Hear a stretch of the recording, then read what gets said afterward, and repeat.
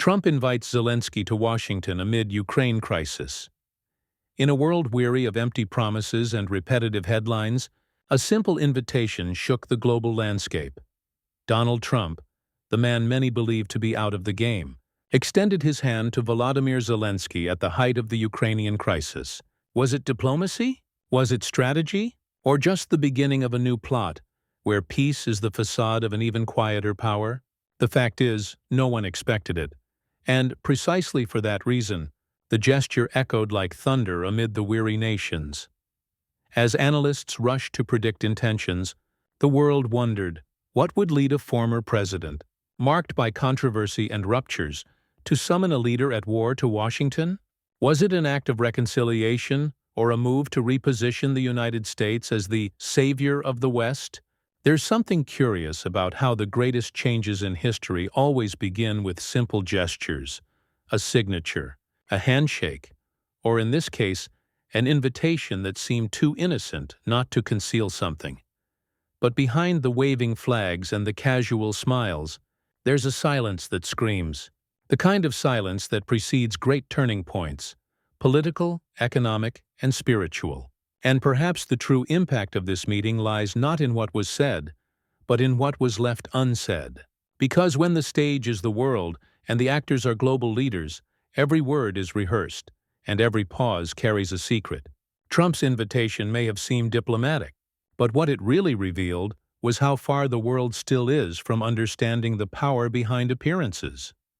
The unexpected call, the invitation that surprised the world when news broke that Trump had invited Zelensky to Washington.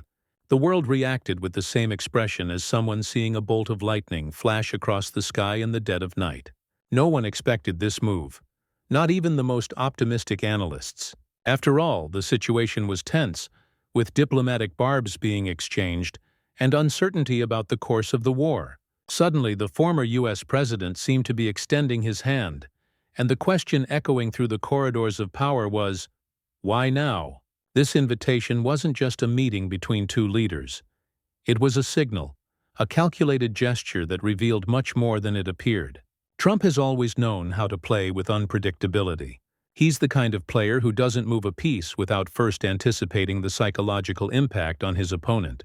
By calling Zelensky, he was speaking not only to Ukraine, but to the entire world, especially Russia, which saw the gesture as an elegant but incisive provocation. The board was set, and every move would be read with a magnifying glass. For those who follow international politics, this episode served as a powerful reminder. In geopolitics, gestures speak as loudly as words, sometimes even louder. It's like a silent chess game where a simple invitation can change the course of a war. And while leaders move cautiously, the world watches, trying to decipher the intentions behind the scenes. After all, every unexpected summons carries a hidden purpose, and this seemed to be just the beginning of something much bigger. The geopolitical chessboard, the United States, Russia, and the weight of Ukraine. The war in Ukraine was never just about territory. It was about influence, power, and narrative.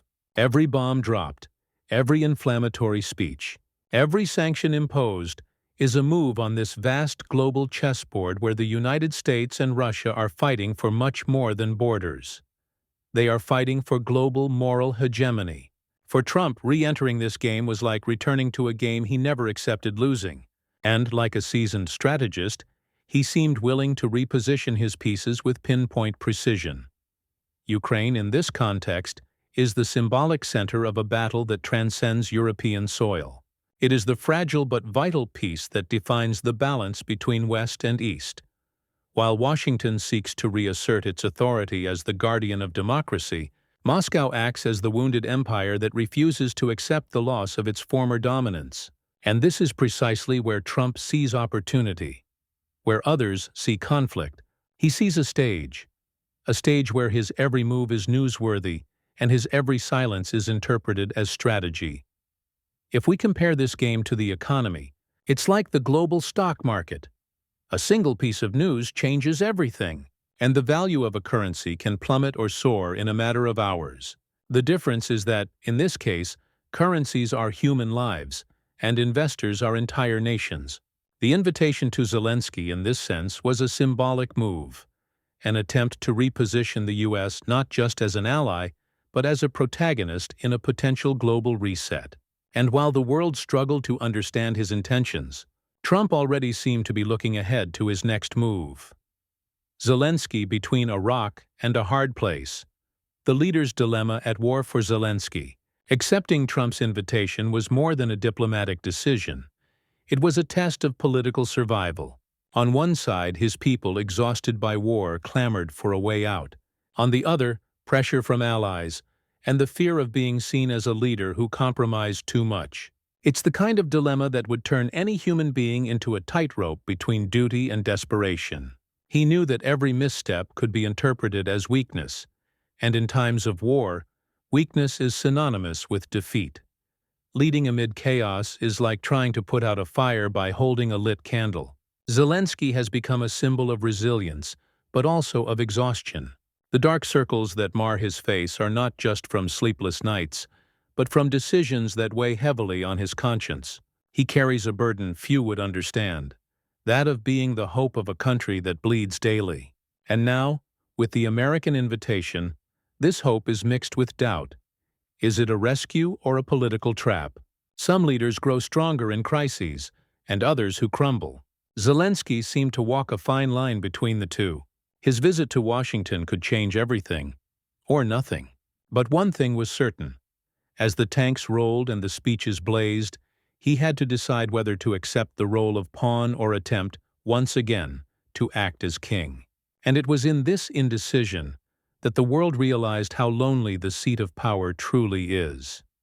Behind the scenes of diplomacy, what was not said publicly, while cameras captured smiles, handshakes, and carefully rehearsed phrases, the real dialogue took place in silence, away from the spotlight, in rooms where the air was heavy with secrets and promises not written down.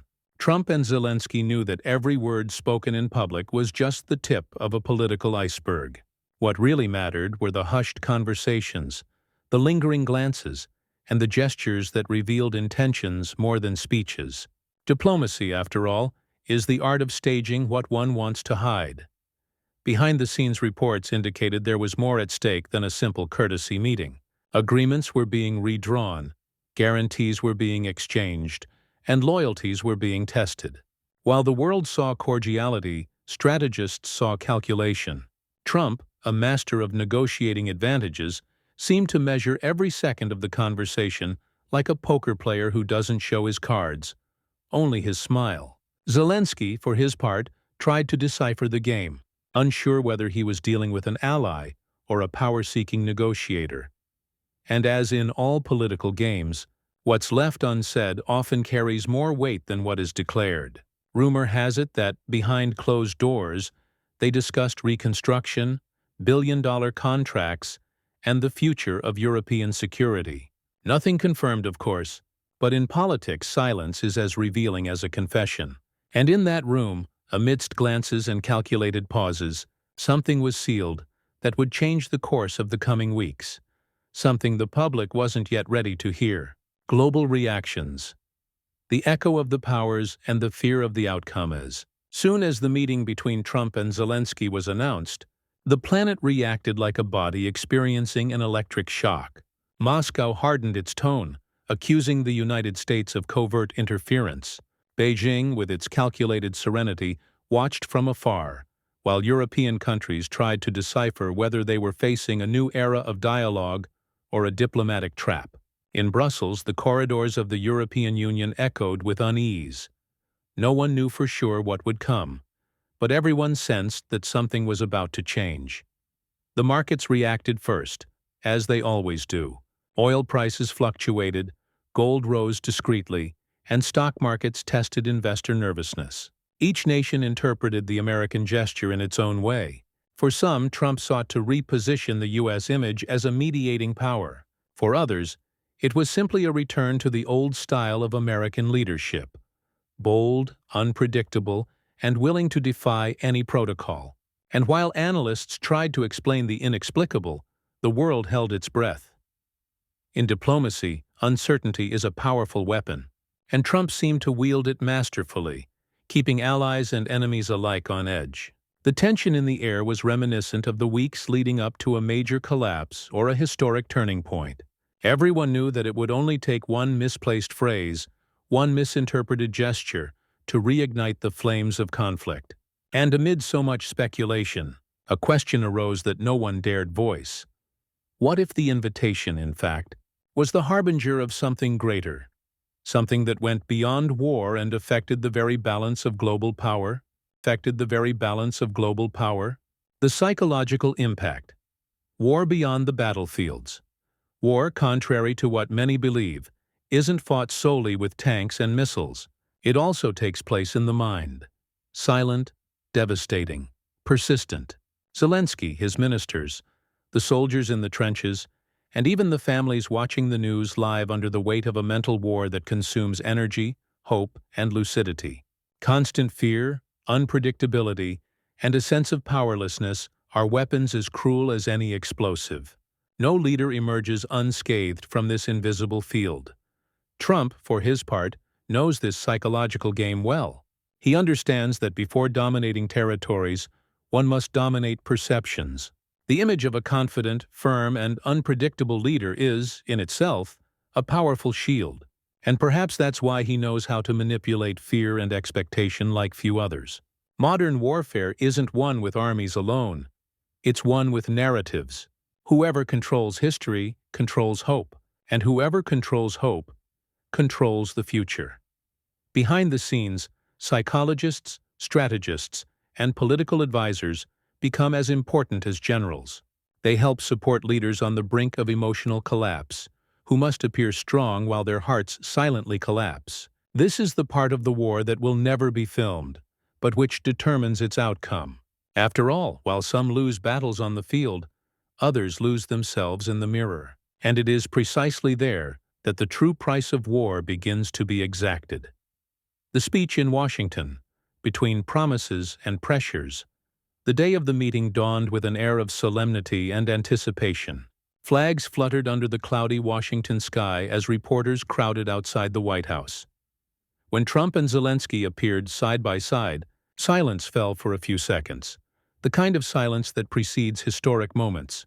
The speech began as if it were a promise of peace, but each word seemed to conceal a second layer of intent. The smiles were diplomatic, the looks suspicious. Trump spoke as if he wanted to rewrite his own narrative. He promised support, solidarity, and reconstruction, but his tone was that of a negotiator, not an offerer. Zelensky, on the other hand, used emotionally charged vocabulary, evoking the suffering of the Ukrainian people and the hope for better times. The contrast between them was almost theatrical, the pragmatic businessman facing the wounded leader. And amid the pauses and rehearsed applause, a silent question lingered. What, in fact, was being promised here? Behind the scenes, diplomats whispered, analysts took notes, and the world watched the spectacle of global politics in real time. Every sentence could become a headline, and every nod, speculation. The meeting in Washington was more than a speech.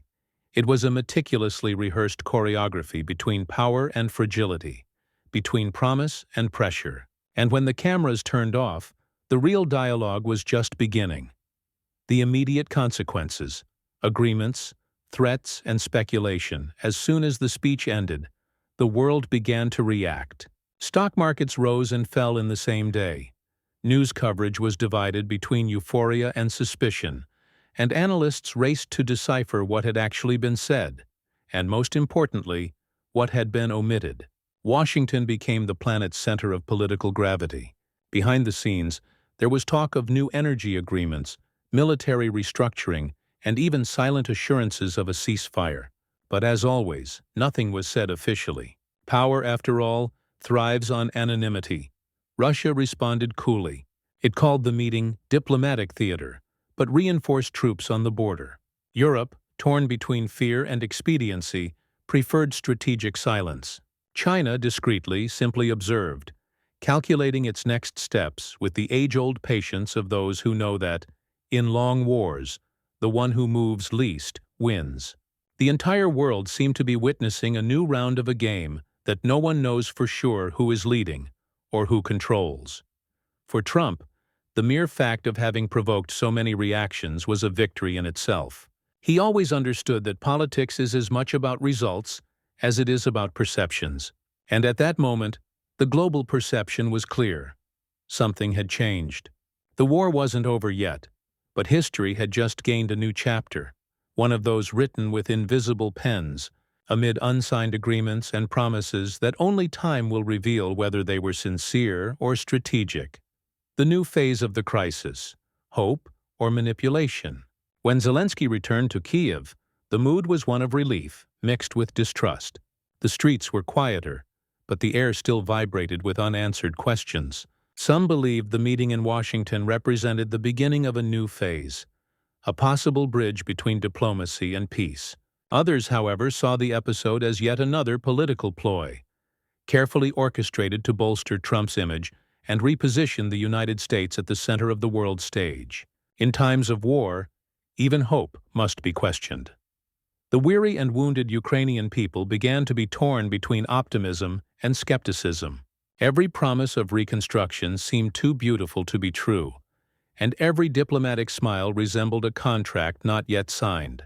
The war had taught Ukraine that trust is a rare currency, and that on the global stage, intentions are never as pure as rhetoric suggests. Yet there was something different in the air, a sense that the world, for a brief moment, had stopped to listen. And perhaps that's exactly what Trump intended: to reignite the debate, provoke reactions, reposition forces. Whether his visit signaled the beginning of the end or just another chapter of global manipulation, time will tell. What is known is that, from that day on, no nation viewed the Ukrainian crisis the same way. And deep down, this was perhaps the biggest change, the one not visible on maps, but in the consciousness of those who still believe that peace can be more than just words spoken in front of cameras. Ultimately, Trump's invitation to Zelensky was much more than a diplomatic gesture. It was a reminder that, behind the scenes of power, nothing happens by chance. Every word, every look, and every silence, they compose a plot that few can see. While the world focuses on the headlines, the real events unfold off-camera.